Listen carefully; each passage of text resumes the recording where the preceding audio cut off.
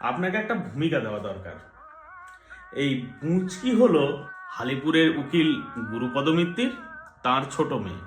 অ মিত্তির মশাইয়ের স্ত্রী সৌদামিনী ছিলেন তাগদার শশী ঘোষের মেয়ে। ছিলেন ছিলেন এই বছর খানিক হলো তিনি দেহ রেখেছেন। আমার সঙ্গে এদের যোগসূত্র হচ্ছে আমার বাল্যবন্ধু বাগবাজারের বিখ্যাত বৈজ্ঞানিক প্রফেসর ননি।